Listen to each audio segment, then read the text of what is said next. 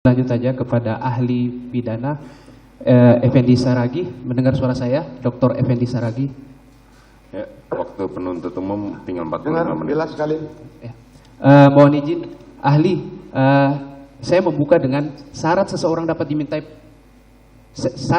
dimintai pertanggungjawaban pidana dikaitkan dengan ajaran dualisme itu apa saja, ahli? Ya, terima kasih, Yang Mulia.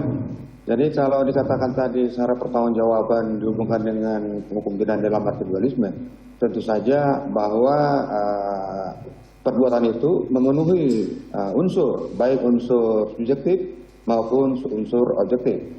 Dalam arti unsur subjektif itu yang menyangkut tentang pertanggungjawaban yang masalah tentang kesalahan dalam arti luas, baik dalam arti kesengajaan maupun kealpaan. Sedangkan dalam arti yang unsur objektif itu baik adalah perbuatan-perbuatan yang melawan hukum. Demikian saya sampaikan, Yang Mulia. Oke, ahli, sekarang saya tanyakan perihal penyertaan dalam hukum pidana. Dalam penyertaan dalam hukum pidana kan suatu delik dilakukan oleh lebih dari satu pembuat atau satu pelaku. Nah, dalam terpenuhinya suatu rumusan perbuatan delik, apakah setiap pelaku itu harus melakukan perbuatan yang sama kesemuanya dalam terpenuhinya unsur delik, ataukah di antara para pelaku hanya perlu melakukan beberapa bagian tertentu daripada perbuatan yang memenuhi rumusan delik? Mohon dijelaskan, ahli. Ya, terima kasih. Saya jelaskan, Yang Mulia. Jadi sesuai dengan pengertian penyertaan tadi sudah disampaikan bahwa dalam suatu tindak pidana itu melibatkan beberapa orang sekaligus dalam suatu tindak pidana yang terjadi. Dan tentu saja bagaimana ditentukan dalam pasal 55 itu sendiri sudah menentukan kualifikasi siapa yang menjadi player atau pelaku. Pelaku itu adalah mereka yang memenuhi seluruh unsur-unsur yang ditentukan dalam suatu unsur tindak pidana. Sedangkan untuk peserta lain adalah mereka yang tidak harus memenuhi seluruh unsur tindak pidana. Oke, baik. Tetapi baik, ahli, dapat diminta pertanggungjawabannya. Baik, ahli. Karena waktu mepet, jadi yang sudah dijelaskan ya, saya ini saya masuknya mohon izin. Jadi tadi dijelaskan bahwa ketika itu penyertaan, para pelaku lain tidak perlu melakukan semuanya, hanya melakukan beberapa perbuatan yang memenuhi rumusan delik. Ya, sesuai dengan rumusan yang ditentukan di dalam penyertaan tersebut. Okay. Demikian. Berkaitan dengan para pelaku dalam penyertaan tersebut, berhubungan dengan menghendaki dan mengetahui atau willing and wanton dalam rangka pemenuhan unsur kesalahannya ini, bagaimana dengan willing and wanton di antara para pelaku penyertaan? Mohon dijelaskan. Ya, baik, terima kasih. Sesuai dengan ketentuan di dalam penyertaan, baik di dalam pasal 55 maupun pasal 56 yang bersifat pembantuan, semua perbuatan-perbuatan itu tentu saja dilakukan secara aktif dan harus juga dengan ada unsur dalam arti sengaja. Oke. Dan memang benar dia memang menghendaki untuk ikut serta dalam perbuatan tidak pidana tersebut. Demikian. Baik, ahli, satu lagi. Apakah dalam terjadinya suatu delik dengan dikaitkan dengan adanya penyertaan dalam pasal 55, penyampaian atau pemahaman kehendak atau kesatuan kehendak di antara para pelaku itu menyaratkan sebuah waktu interval tertentu tidak dalam rangka proses penyatuan pemahaman kehendak atau kesamaan kehendak? Mohon dijelaskan. Ya, baik. Jadi sebagaimana kita tahu ada dalam hubungan penyertaan ini ada yang bersifat menyuruh atau downplay, ada yang bersifat turut serta, ada yang suka menganjurkan. Dan juga kalau hubungannya juga dengan pasal 56 ada pembantuan yang saat melakukan maupun sebelum melakukan. Maka di dalam hal untuk hubungan misalnya untuk turut serta, tidak ada waktu yang menentukan kapan mereka, apakah mereka sudah secara sadar melakukan perbuatannya sejak awal, apakah mereka saat melakukan perbuatan-perbuatan secara fisik itu, apakah ada waktu jeda atau tidak, itu bukan menjadi persoalan. Terima kasih, ahli. Ahli, satu lagi, ahli. Terhadap ahli Dr. Effendi Saragih, jawabannya sangat bagus dan jelas. Apa kedudukan asas atau postulat dalam hukum pidana? Mohon dijelaskan. Postulat atau asas dalam hukum pidana, kedudukannya seperti apa? Ya, namanya asas itu merupakan jadi dasar bagi seluruh norma-norma yang hidup di dalam suatu ketentuan-ketentuan. Oke, berarti jadi kedudukannya sebagai sumber hukum juga berada pada posisi yang paling atas.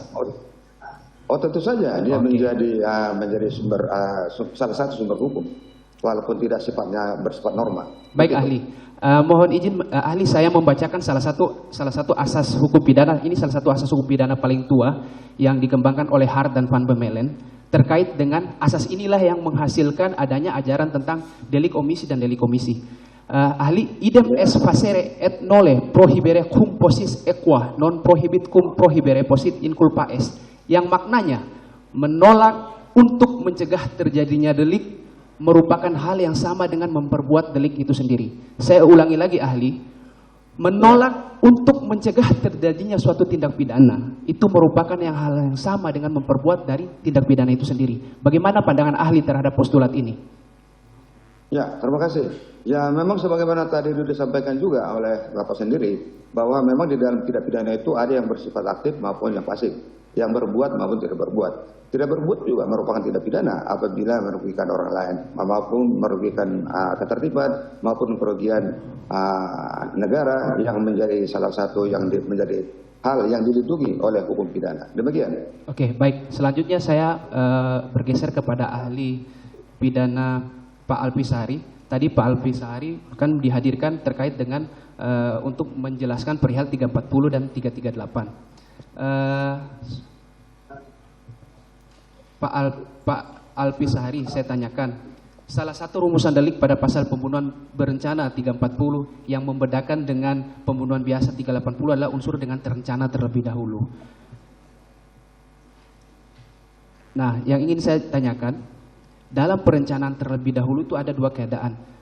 Keadaan tenang untuk menentukan kehendak dan memiliki waktu yang cukup. Mohon ahli jelaskan terkait dua hal tersebut. Terima kasih. Baik, izin melalui majelis hakim yang terhormat. Di dalam hukum pidana, tadi sudah agak disinggung berkaitan dengan delicta commission dan delicta omission tadi dari Ardana. Tapi saya akan fokus kepada apa yang ditanyakan oleh jaksa penuntut umum. Pertama, di dalam hukum pidana itu yang perlu kita pahamin adalah apa yang dinamakan dengan Tatbestand, namanya. Perbuatan yang mencocokin rumusan delik. Bukan itu saja, tetapi ada yang dinamakan dengan wesenstal, maksud dari rumusan delik itu sendiri. Di dalam hukum pidana, yang harus terfaktakan itu adalah bestanddeldelich. Bestanddeldelich inilah apa yang dinamakan dengan perbuatan yang dapat dipidana, atau diistilahkan dengan strafbaar feit van de feit namanya, atau sering kita katakan sebagai objektif onschrecklement. Di dalam pasal 380 objektif onschrecklementnya 340 mohon maaf karena saking semangatnya dimaksud. 340 sebagai bestanddeldeliknya itu adalah merampas nyawa. Di situ bestanddeldeliknya itu adalah merampas nyawa. Nah, kemudian di situ ada unsur berkaitan juga tadi aliran dualistis dalam hukum pidana itu, yang membedakan 338 dengan 340 itu. Kalau kita lihat dari objektif onschrecklementnya, sama-sama merampas nyawa orang lain. Namun untuk mengkualifikasi berkaitan dengan pembunuhan biasa dengan pembunuhan berencana, kita akan melihat berkaitan dengan unsur yang dinamakan dengan subjektif onschrecklementnya. Di mana di situ? Maka kita akan melihat berkaitan, karena dalam hukum pidana itu tadi nanti kaitannya dengan kesalahan itu ya, kesalahan. Nah, kesalahan itu harus kita maknai secara deskriptif normatif. Ini yang dikemukakan oleh Pompe. Dan ini di dalam praktek pengadilan, kesalahan secara deskriptif normatif ini menjadi praktek di dalam, karena akan gampang untuk melihat berkaitan dengan kesalahan. Karena itu kesalahan itu dimaknai sebagai willess and return. Mengetahui dan menghendaki. Yang itu melekat di mana? Dia akan melekat di dalam actus reusnya. Maka untuk memfaktakan itu akan kita lihat di dalam bentuk actus reusnya di situ. Secara diskriminatif apa yang dimaksud di dalam rumusan delik. Atau sering dikatakan oleh Prof. Mulyatno itu diistilahkan dengan norm perkraring namanya. Atau norma, ya, pelanggaran norma. Yang dimaksud di dalam rumusan delik itu. Di situ, ya, karena ada unsur sengaja dan direncanakan. Itu adalah unsur berkaitan dengan pemberatan dihadapkan dengan pasal tentang pembunuhan biasa. Maka di dalam hukum pidana itu ada beberapa corak delik, corak dolus. Maka yang saya katakan bahwa pembunuhan pembunuhan yang direncanakan, ada unsur sengaja dan direncanakan itu adalah dolus premeditatus namanya. Apa yang menjadi syarat dolus premeditatus itu? Ada 3 syarat. Syarat yang pertama itu apa? Memutuskan kehendak. Dilakukan dalam keadaan tenang. Kemudian ada waktu antara memutuskan kehendak dengan pelaksanaan kehendak.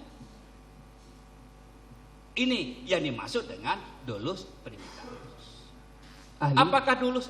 Ahli mohon izin, saya lanjutkan karena kita terbatas waktu. Iya, okay. Nah, tadi ahli terakhir mengatakan bahwa adanya keadaan tenang untuk memikirkan delik untuk yang dilakukan ataupun waktu yang cukup untuk memikirkan dan memutuskan dilaksanakan delik. Nah, apakah dalam hukum pidana ada mensyaratkan waktu tersebut? Harusnya misalnya dalam jangka waktu tertentu, misalnya 30 menit, 40 menit, 1 jam, apakah ada syarat pengaturan interval waktunya? Ataukah diberikan kebebasan kepada aparat penegak hukum untuk melakukan penafsiran terhadap frasa delik tersebut? Mohon dijelaskan. Saya jelaskan bahwa ini adalah kaitannya dengan perbuatan yang memberatkan itu adalah berkaitan dengan perencanaan atau direncanakan.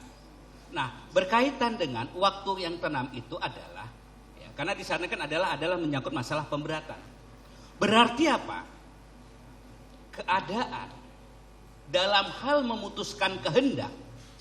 Kalau Prof. Andi Hamzah itu katakan itu mengutip dari Hograt itu sikap batin dengan pelaksanaan itu tidak ada interval waktu.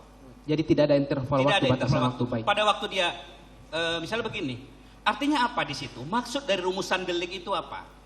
Kenapa ditekankan di situ adalah berencananya itu. Artinya si petindak ini ada interval waktu dia untuk berpikir. Untuk melakukan atau tidak melakukan. Jadi ada interval waktu dia untuk berpikir, oh saya lakukan atau saya tidak lakukan. Beda dengan yang dilakukan secara tiba-tiba. Dia akan bersifat irasional. Kalau ini kan keadaannya. Karena itu post factumnya itu harus menjadi fakta yang harus. Baik, terima kasih ahli. Ahli menyinggung perihal adanya delik komisi dan delik komisi. Delik komisi tidak membuat sesuatu, tapi secara hukum pidana dia dicela. Kenapa sampai suatu perbuatan atau perintah undang-undang untuk melakukan sesuatu tapi tidak dilakukan oleh subjek hukum pidana dan tidak dilakukan oleh subjek hukum pidana, saya tekankan lagi, itu menjadi tercela. Mohon dijelaskan. Karena begitu Pak, karena harus ada kita kualifikasi delik itu. Kualifikasi delik itu, karena di dalam asas di hukum pidana itu ada asas yang dinamakan dengan asas lex serta, lex stricta dengan lex stricta. Jadi kalau berkaitan dengan delicta commission atau delicta omission dan delik itu berkaitan dengan rumusan delik. Karena kita mengacu kepada KUH pidana itu, kan begitu ya. Kita kan akan mengacu kepada tadi yang saya katakan, dia harus bersifat tertulis, tidak multitafsir, penafsirannya itu harus ketat. Nah, jadi apa yang dimaksud dengan beda nanti dengan syarat berkaitan dengan penghapusan pidana, gitu Pak. Baik, Jadi, sekarang ahli, pencelaan dalam hukum pidana saya itu. menanyakan menurut ahli, dengan keahlian dan pemahaman saudara yang luar biasa ini, mengapa, bukan mengapa, tapi apakah seseorang yang sebenarnya memiliki waktu dan kesempatan yang cukup untuk mencegah terjadinya tindak pidana, namun dia tidak melakukan pencegahan terjadinya peristiwa pidana itu, menurut ahli secara hukum pidana itu patut dipidana apa tidak? Pasal 340 itu menghendakin dia adalah delicta commission, melakukan perbuatan, Oke, baik. bukan tidak melakukan perbuatan. Beda. Baik ahli. Iya. Ahli, saya terakhir untuk ahli Alpi. Waktu pemeriksaan sempat diambil keterangannya di BAP sebagai ahli oleh penyidik, benar? Benar? Apakah dalam pemberian keterangan tersebut diarahkan, dipaksa, ditekan, Tidak. membenarkan keterangan yang diberikan di BAP? Membenarkan. Oke, baik. Saya beralih terakhir kepada ahli Effendi Saragih. Pak Dokter, mohon izin, ahli Pak Dokter sempat sebelumnya diperiksa, diambil keterangannya sebagai ahli di penyidikan. Apakah benar? Ya, pernah. Apakah keterangan tersebut diberikan secara sadar atau ada yang mengarahkan? Oh, tentu saja secara sadar dan tidak ada yang mengarahkan. Apakah membenarkan keterangan ahli yang diberikan di BAP tersebut? Ya, semua apa yang saya berikan itu dari saya sendiri. Oke, baik. Terima kasih. Untuk sementara cukup yang mulia. Masih dilanjutkan oleh mohon izin. Ya, saudara masih punya waktu 30 menit. Oke. Terima kasih. Satu setengah. Saudara ahli Alfi.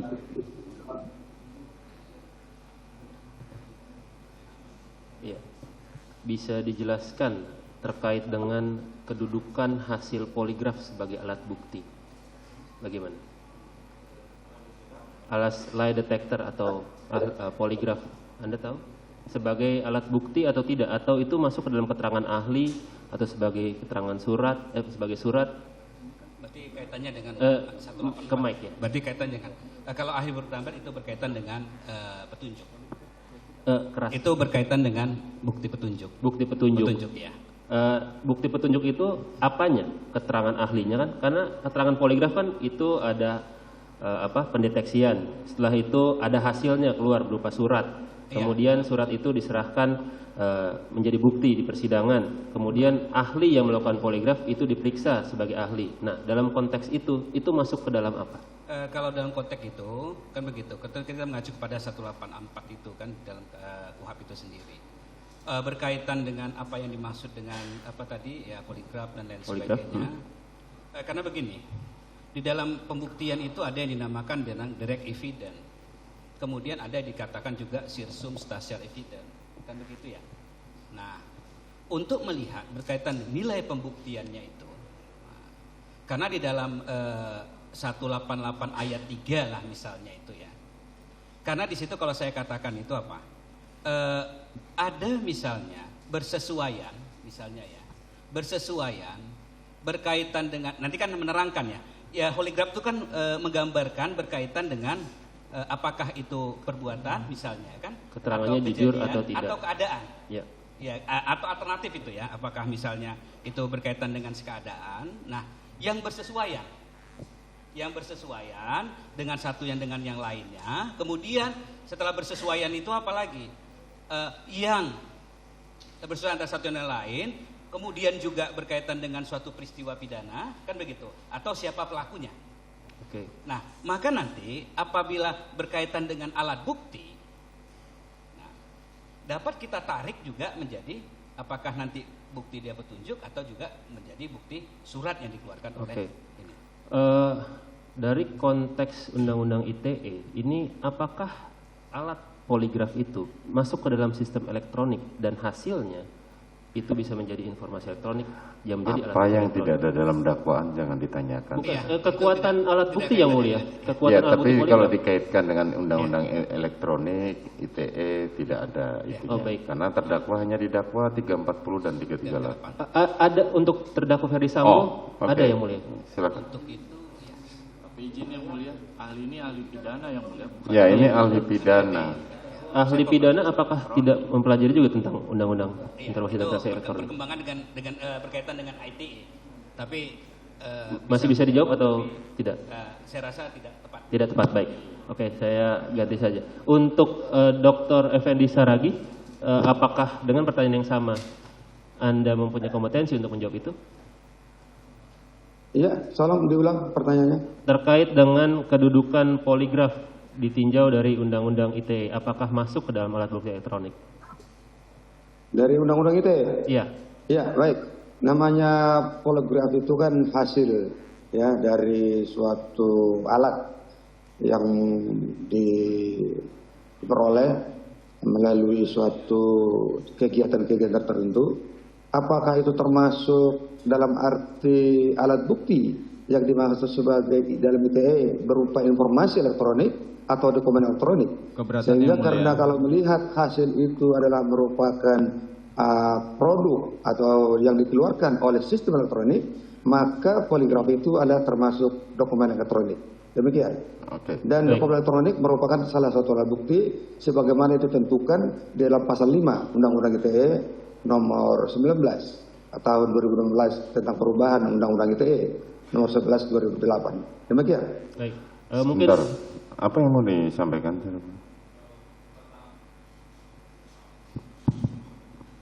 Pertama, perlu diperjelas apakah ahli adalah ahli pidana material atau ahli pidana yang juga termasuk formil. Itu yang pertama yang mulia, karena ini terkait dengan hukum pidana formil. Yang kedua, kami hanya ingin tegaskan keterangan tentang kekuatan alat bukti di Undang-Undang ITE itu tidak berlaku untuk klien kami, Bu Putri, karena ya, nanti didakwa sebentar, ITE. penasihat hukum. Keberatan kedua akan saya tolak, dan yang pertama ini mau formil atau material ahli yang saudara hadirkan. Kalau formil silakan tanyakan pidana, karena kebanyakan terdakwa yang di sini didakwa dengan 340 dan 338 kecuali terdakwa Ferdi Sambo. Siap. Jadi silahkan langsung aja yang baik, saya pertanyaan yang lain yang mulia. Terkait dengan tadi ke Pak Alfi lagi ya. Tadi Anda menjelaskan delik omisi, tapi ada satu delik lagi, delik komisionis per omissionen komisa, atau delik yang berupa pelanggaran larangan. Itu bisa jelaskan? Pelanggaran dengan, karena kualifikasi delik ya Pak ya. Iya. Jadi ada delik delikta omission dengan delikta commission. Delikta omission itu adalah tidak melakukan yang seharusnya dia lakukan. Nah, Kan begitu. pakai mic. Tidak melakukan yang seharusnya dia lakukan. Nah, kemudian ada delikta delikta commission, melakukan suatu perbuatan yang perbuatan itu dilarang oleh rumusan delik hukum pidana itu sendiri. Kalau delikta per commissionis itu ini adalah kan begitu ya. Tadi yang digambarkan oleh jaksa penuntut umum berkaitan dengan adanya suatu pelanggaran, kan begitu. Ada suatu keharusan untuk berbuat tapi tidak keharusan berbuat. untuk melakukan suatu perbuatan itu. Oke. Saya ingin bertanya terkait dengan kapan seseorang dari hukum pidana, kapan seseorang itu disematkan status sebagai korban. Apakah harus melalui proses pidana dulu, atau sebelum adanya proses pidana, atau sudah ada proses pidana tapi dihentikan, itu bisa dikatakan sebagai korban? Kalau saya melihat ya, berkaitan dengan yang pertama ini ya, apa yang dinamakan dengan tentunya kan berkaitan dengan saksi nih. Iya. Baik kan gitu ya. Nah, saksi itu apa yang melihat, termasuk dia jadi adalah sebagai saksi korban berkaitan dengan adanya suatu peristiwa terhadap yang diderita oleh korban itu sendiri. Nah, untuk dalam konteks hukum pidana, Ya. statusnya dia sebagai saksi atau dalam hal ini saksi korban, itu setelah ada laporan, baru itu ada konteks-konteks status sebagai saksi, ada terlapor, pelapor, tersangka, atau sebelum adanya laporan, itu sudah bisa dikatakan sebagai korban, misalkan, dan mendapatkan hak-haknya sebagai korban. Dalam konteks hukum pidana. Hukum pidana. Kalau dalam konteks hukum pidana, karena begini, saya melihat dari ketentuan yang ada di dalam ketentuan hukum KUHP kita, Iya. kan begitu ya. Kemudian berkembang misalnya sekarang berkaitan dengan definisi korban dan lain sebagainya di dalam Undang-Undang Perlindungan Saksi dan Korban, kan begitu ya. Iya. Nah, dalam konteks hukum pidana, kalau saya melihat berkaitan dengan apa yang ada dalam ketentuan KUHP pidana kita, kalau KUHP saya mengacu kepada apa yang dinamakan dengan saksi, kan begitu ya. Kemudian juga ada proses dari keterangan saksi, kan begitu ya. Saksi itu ada yang sebagai korban langsung dari suatu peristiwa itu. Maksud saya, seseorang disematkan status sebagai saksi itu setelah laporan atau sebelum laporan sudah bisa dalam hukum Setelah laporan. setelah laporan kan, termasuk saksi korban. Iya, iya. Katakanlah sekarang sudah di SP3, apakah status dia masih sebagai saksi, sebagai tersangka, atau sudah nol lagi? Tidak ada. Kalau saya tidak ada lagi. Tidak ada lagi? Tidak ada Oke. lagi.